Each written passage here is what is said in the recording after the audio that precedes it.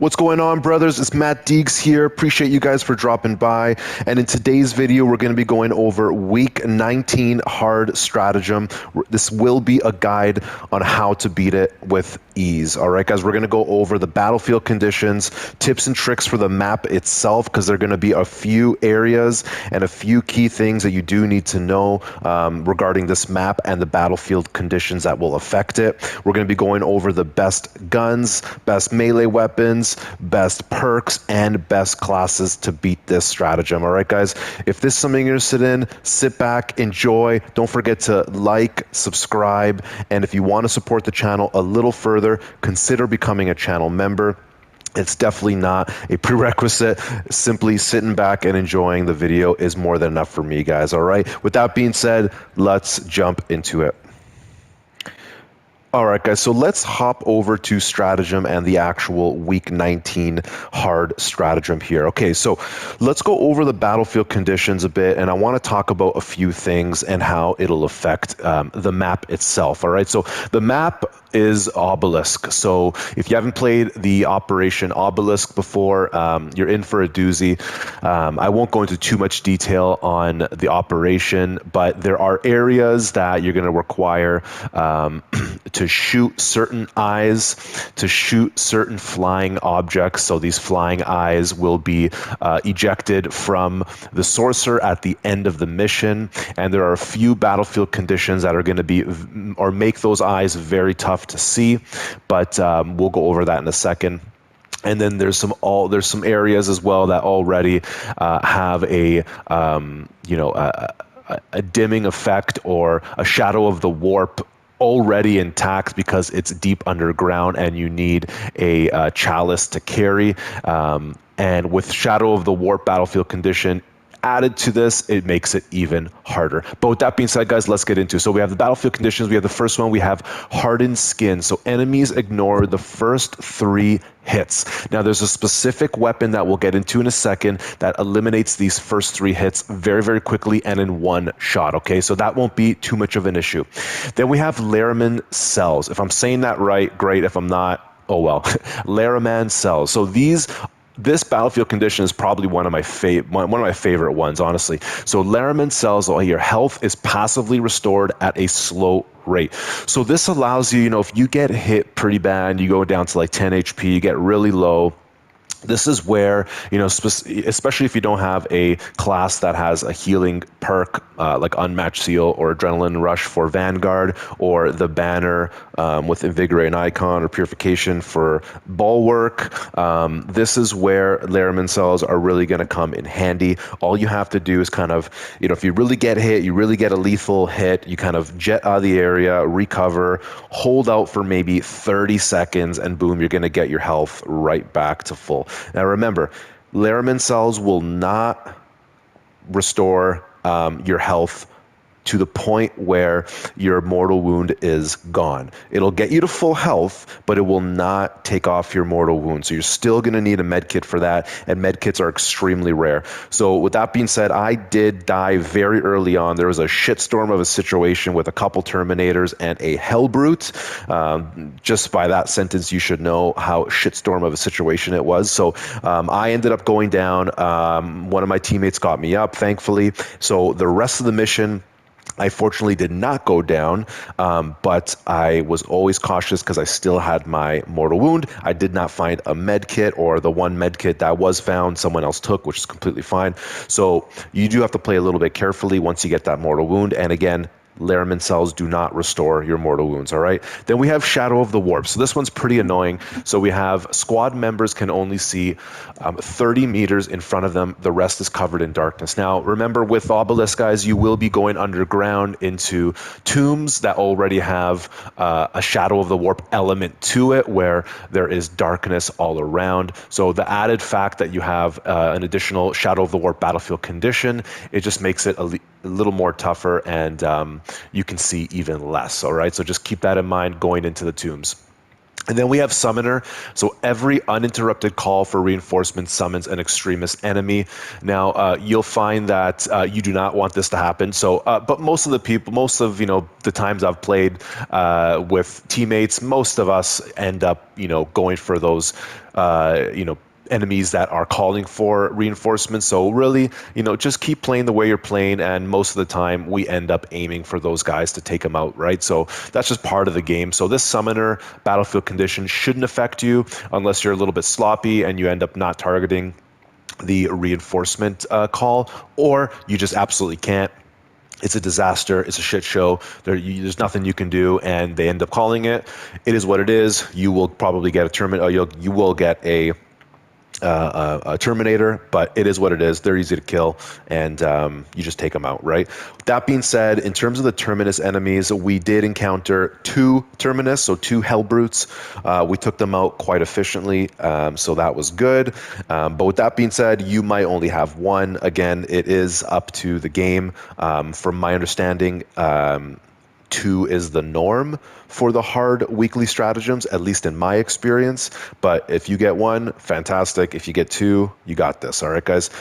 With that being said, guys, let's get into what actually matters, okay? The class, the perks, the weapons, and there's a specific weapon that I recommend that will really come in handy to combat hardened skin. So enemies ignore the first 3 hits, all right? With that being said, guys, let's jump into that. So for the class, I do want to say that I did go in with a Vanguard. I was playing with a Sniper, and I was playing with a Tactical, okay? Now, there are no battlefield conditions in this week's Hard Stratagem that negatively affect any specific class. You can go in with a Bulwark, a Heavy, a Tactical, an Assault, Vanguard. Doesn't really matter. There is no specific battlefield condition, like I said, that will negatively affect it or positively affect it.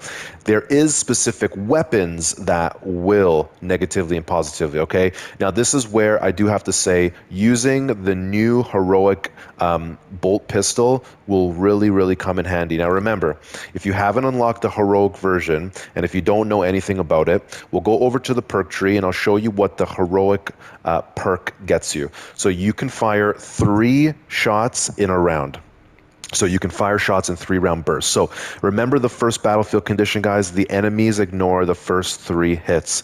And that also factors in range damage, okay? So range weaponry. So you fire one of these shots off, guys, boom, you're done. That's the first 3 hits. Then you can pop out whatever your primary weapon or your secondary, your melee weapon, and you can do your damage. For me, what I did was if I had a Minoris, honestly, I would just go in with the melter rifle and it would do justice in 1 shot, or 1 or 2 shots, whatever it is. Before Majoris and higher, I did bring out the bolt pistol, popped 1 round on them, and boom, there's the 3 shots, the 3 hits. They no longer are invincible. That's when I pop out my melter rifle or my chainsword, and I do the majority of my damage, all right? So keep that in mind, guys. If you are using any of the other secondary weapons, be it heavy bolts, inferno pistol, or neo volkite, I don't recommend it, guys. I would recommend simply going for the honorific relic heroic bolt pistol so you can get those 3 hits out of the way quick.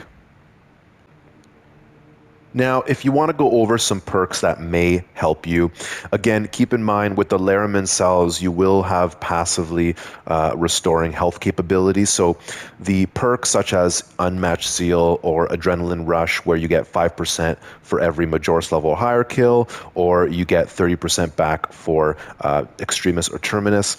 Yes, they're great, but honestly, they're not needed. So this is where you could, if you wanted to, play around a little bit with your perks. So this is where, for Vanguard, when usually I would recommend, Unmatched Zeal and Adrenaline Rush for your team and signature, this is where you can play things around a little bit, okay? So that you can go for Melee Champion. All squad members deal 50% more melee damage, or you can go something like Inner Fire, where all squad members can restore ability charge by 15% by performing finishers on Majoris level or higher. Any of those 2 would work great. Again, you can still use Unmatched Zeal, and it'll help you get to that, 100% faster. But I'm telling you guys, with Laraman cells, you really restore that health very fast. So by the time you kill a Terminus level enemy, you already have full health. So truly, it doesn't matter too much. And then as for the signature perk, if you are using Vanguard, I would say opt out of Adrenaline Rush and go for something like Emperor's Blessing. Or if you want to run the Executioner build, you can run Tactical Prowess, okay?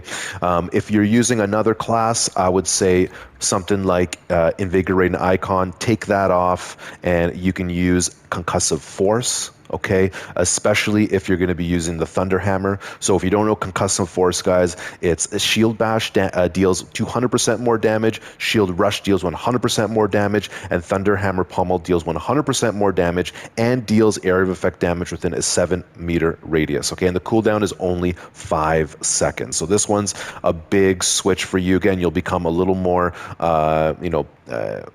aggressive in your playstyle. You'll be a lot stronger. Your melee damage will be higher. However, you won't be able to get full contested health back upon execution. But guys, it doesn't matter because you have Lariman Cell. So this is where you can play around a little bit.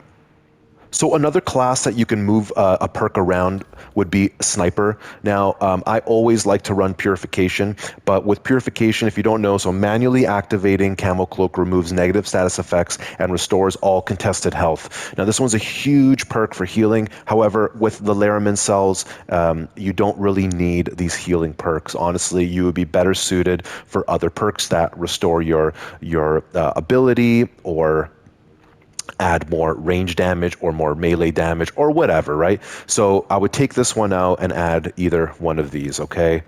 So Efficient Readiness or Renewal, all right, guys? So with that being said, let's jump into the one area of the map that you will encounter a little bit of a headache. However, you just got to walk close enough to them, follow the little I'd say like aura stream, and you will see where the eyes are. Now, if you don't know, at the end of the map, at the end of the obelisk operation, you will be encountering a sorcerer that has a big shield around it, and you have to take out these eyes, the floating eyes, in order for the shield to be disrupted. Now, it's very hard with the battlefield condition that shrouds everything in darkness to see those eyes. But if you walk close enough to them, you will see a faint outline of them. And also, if you follow the little green, bluish aura stream from the sorcerer to the eye, you can just follow it up to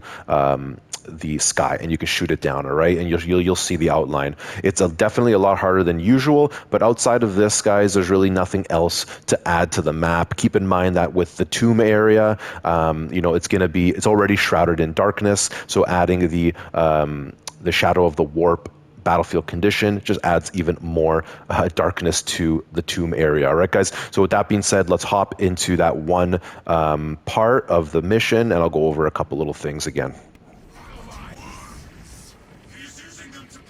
All right, guys, so as I mentioned, this is the end of the stratagem here, or the Operation Obelisk. So you're encountering a sorcerer, and in order to take that shield down, you have to take these eyes off. But again, with the battlefield condition for this week's Hard Stratagem, you have Shadow of the Warp, so it does make seeing the eyes a little bit harder. All you have to do, guys, is try to come right under it and follow that little purple greenish aura stream from the sorcerer, and you should not have an issue finding them. All right, guys? All right, so that's usually, this is probably the hardest part of the mission in terms of visibility outside of the tomb, so hopefully that tip helped you.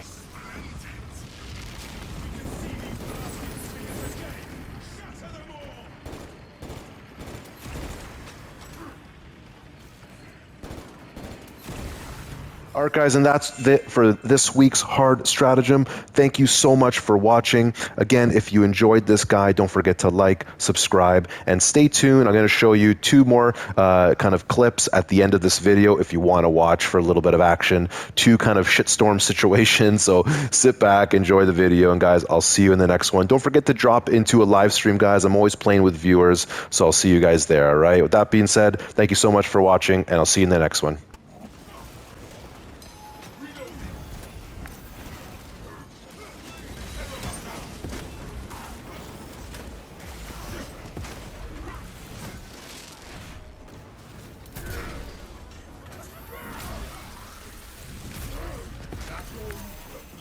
face me.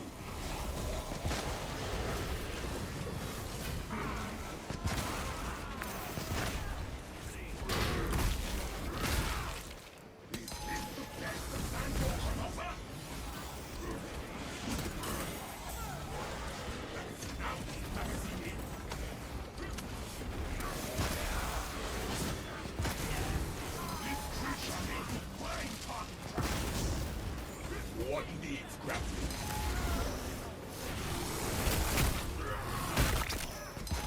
I shall not speak of it.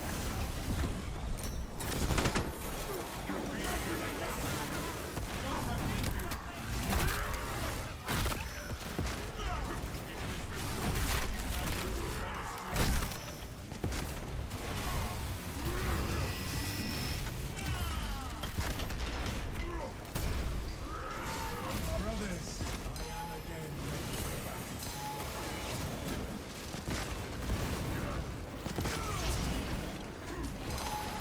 Walk of me. The enemy wall is great. Closing the gap. Great ocean swallows.